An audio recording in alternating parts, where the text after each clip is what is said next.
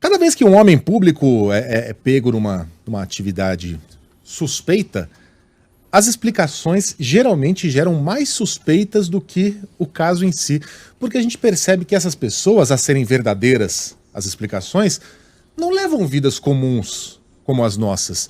Você descobre que o cara mora no apartamento do amigo e que o filho também mora no apartamento do cara que é compadre, que foi indicado para não sei o que lá. No caso do Flávio Bolsonaro, de novo, a serem verdadeiras as explicações que ele deu para o jornal O Globo, você percebe que o Flávio leva uma vida muito heterodoxa, né? A Carla Bigato tá pagando o financiamento de um apartamento. Eu suponho que esse boleto tá no débito automático. Tá sim, né? gente, São 30 anos que eu vou ter a chance de esquecer, de pagar. Não, débito automático. Eu acabei, viu, Andreasa, de quitar o meu apartamento também. Olha que felicidade. Que rico. Parabéns. Tava tudo no débito automático, porque é assim que as... Obrigado, não é rico? Gente. Eu achei riquíssimo. Rico. Eu trabalhei muito para isso. É assim que funciona, né?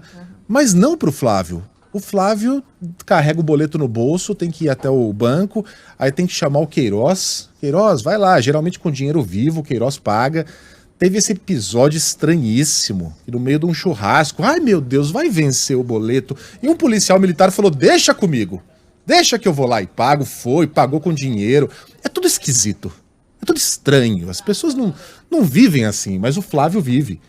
E o Bolsonaro, o Andreasa, vai falar mais a respeito dessa entrevista e das explicações esquisitas do Flávio Bolsonaro. Tem muito o que tirar dessa entrevista, né, Andreasa? Bom dia.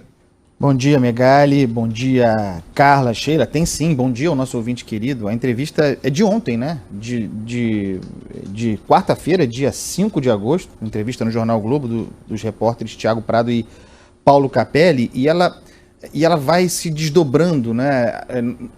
Nós, de modo geral, ficamos ontem muito presos às declarações do Flávio de que sim, talvez, porventura, Queiroz tivesse ido ao banco pagar contas para ele com dinheiro vivo.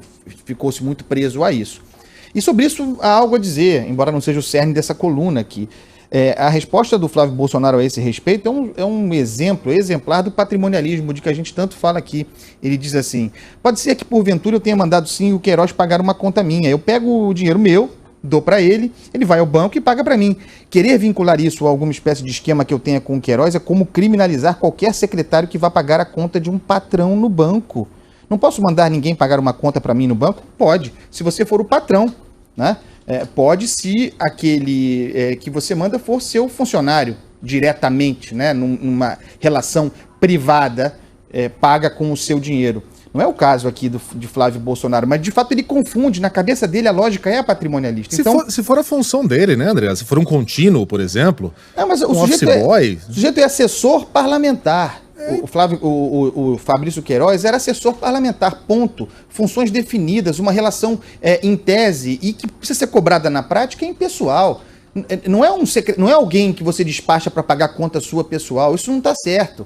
É bom deixar isso bastante claro. Então, se a compreensão do que seja dinheiro próprio de Flávio Bolsonaro for a mesma do que seja a função de um assessor parlamentar, a coisa fica muito larga, né? Nessa entrevista também, o Flávio Bolsonaro faz referência ao fato de que o Queiroz já confessou o esquema de rachadinha. A explicação é maravilhosa, o Flávio Bolsonaro a repete aqui e acrescenta dados importantes. Ele fez um posicionamento, Queiroz, junto ao Ministério Público, esclarecendo essas questões. Disse que as pessoas que faziam os depósitos na conta dele eram da chamada equipe de rua. Queiroz afirma, segundo Flávio Bolsonaro, que pegava o dinheiro para fazer a subcontratação. Essa subcontratação, para deixar bastante claro, ela é informal, tá? Paga com dinheiro público, dinheiro vivo, de outras pessoas para trabalhar em redutos onde ele tinha força. Esse é o ponto a que eu quero chegar. Aí o Flávio diz em seguida, sempre fui muito bem votado nesses locais. A pauta é, que locais são esses? Que locais são esses em que Queiroz era influente? Que locais são esses, portanto, em que Flávio Bolsonaro sempre é muito bem votado? Tem algumas pistas a esse respeito. Aí depois o Flávio diz, talvez tenha sido um pouco relaxado de não olhar isto mais de perto, deixei muito a cargo dele. É o que sobrou para o Flávio Bolsonaro de modo a justificar o abandono do seu gabinete, supostamente, e tudo que acontecia ali. se o gabinete fosse mesmo abandonado, assumir a própria incompetência, assumir que era negligente em relação ao gabinete. Mas o cerne dessa coluna de hoje é uma resposta mais adiante, já para o fim da entrevista, a seguinte pergunta. Uma ala do governo, representada pelo ministro Rogério Marinho, pauta frequente dessa coluna, essa questão aqui, defende expansão de gastos, enquanto o ministro Paulo Guedes prega austeridade. De que lado o senhor está? Aí o Flávio Bolsonaro responde. E Flávio Bolsonaro, aqui para deixar bastante claro, Flávio Bolsonaro é Jair Bolsonaro. E nessa resposta aqui é só Jair Bolsonaro. É o dilema de Jair Bolsonaro. É uma equação que não dá para fazer mágica, tá certo? Por um lado, se o Paulo Guedes segura e não faz loucuras, é porque já foram 700 bilhões gastos no combate à pandemia, justamente o que estimávamos economizar em 10 anos com a reforma da Previdência. Por outro lado, acho que tende a haver uma certa flexibilização. Flexibilização do quê? Do teto de gastos. Embutir em Fundeb gatilhos para tentar bancar o Renda Brasil.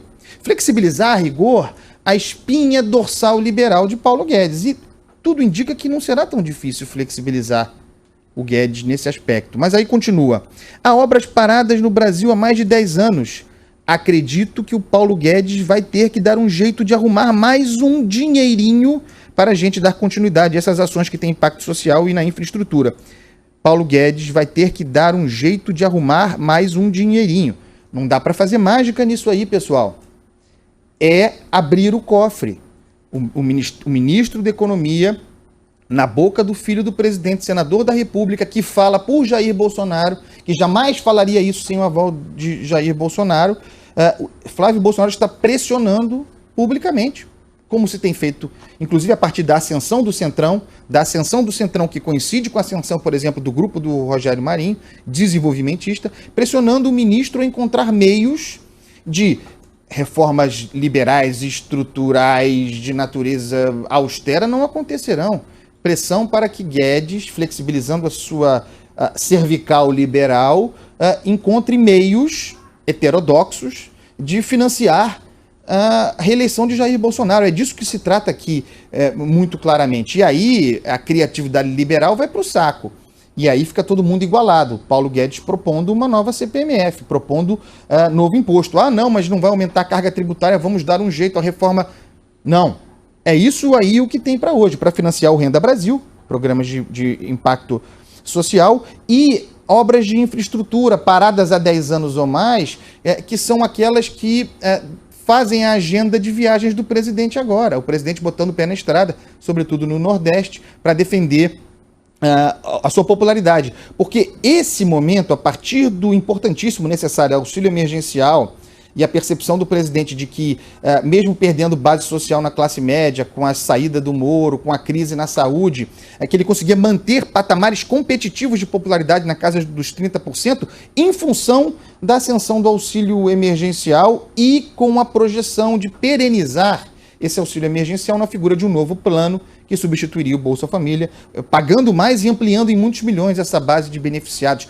E isso é o que resta a Jair Bolsonaro, impondo, já que o Paulo Guedes só sai a bala, impondo que Paulo Guedes não seja Paulo Guedes, pelo menos aquela carcaça prometida na eleição, para criar meios de financiar a reeleição de Jair Bolsonaro em 2022. E com essa agenda aqui, com essa agenda de gastos, de flexibilização do teto de gastos, Jair Bolsonaro será sim muito competitivo em 2022, não nos iludamos a respeito. Eu tinha mais outras coisas para falar, mas o tempo já foi. O tempo não foi não, e eu queria te fazer uma pergunta, temos mais 4 minutinhos, Andreasa.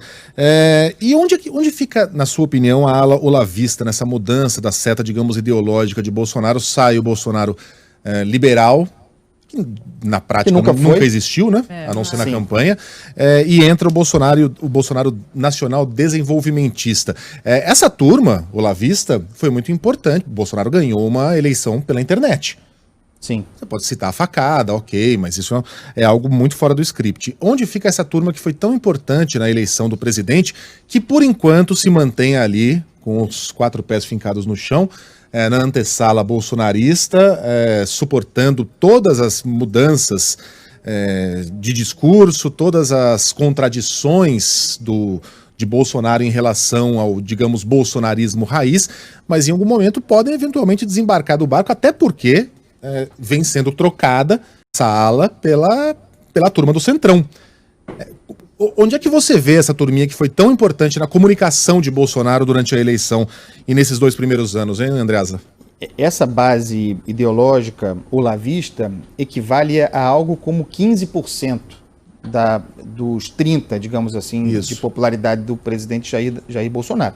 É uma base fundamental. E é uma base que tem se mostrado fiel ao presidente desde sempre, né? O presidente nunca conseguiu avançar, por exemplo, muito brecado no parlamento, a agenda de costumes, né? E mesmo assim, essa base continuou. Porque a essa base, a esse núcleo ideológico, que eu prefiro chamar de sectário, olavista, foi dado o Ministério das Relações Internacionais, e continua com esse grupo, e foi dado também o Ministério da Educação, já falamos muito sobre isso aqui, e continuam lá, operantes, trabalhando, embora com dificuldades, porque o novo ministro, embora aprovado inicialmente, vem criando algumas dificuldades. A aposta do presidente me parece ser a seguinte: vou jogar migalhas para essa galera, para essa base, que eu não posso perder, apostando em que fique comigo por falta de alternativa. E essa é a verdade, né?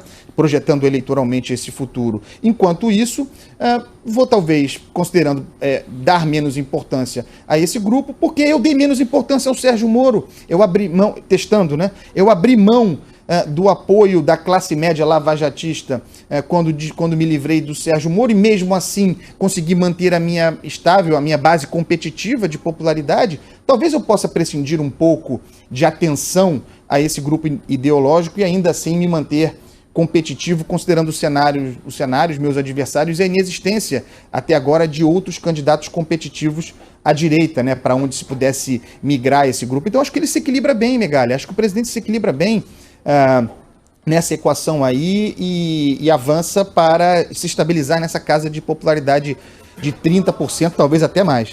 Andreasa, subiu a música que nem cerimônia do Oscar, acabou o tempo. Olha aí. Isso aí, ó. Vai ser essa tática agora? Agora vai ser assim. Não, tá bom.